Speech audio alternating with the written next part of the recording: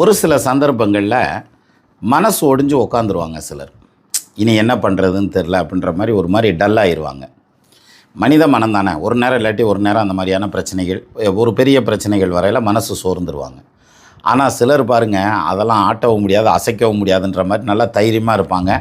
அந்த சுச்சுவேஷனை ஈஸியாக ஹேண்டில் பண்ணி வெளியே வந்துடுவாங்க. இது யார் அப்படின்னா, லக்னத்துக்கு 7ஆம் இடத்துல புதன் இருக்குதுன்னு வச்சுக்கோங்க, அல்லது 7ஆம் இடத்ததிபதியோட புதன் இருந்ததுன்னா எந்த ஒரு சூழ்நிலையும் இன்டெலெக்சுவலாக அப்ரோச் பண்ணுவாங்களே தவிர எமோஷ்னலாக அப்ரோச் பண்ண மாட்டாங்க.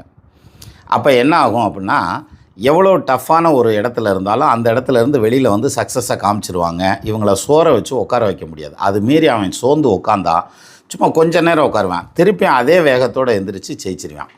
அப்போ 7ல் புதன் இருந்தாலோ அல்லது 7ஆம் இடத்து அதிபதியோட புதன் இருந்தாரோ எப்பேற்பட்ட எதிரி வந்தாலும் அவனையும் தன்னுடைய புத்திசாலித்தனத்தால், இன்டெலிஜென்ஸால் ஜெயிக்கக்கூடிய தன்மை இந்த ஜாதகர்களுக்கு இருக்குது.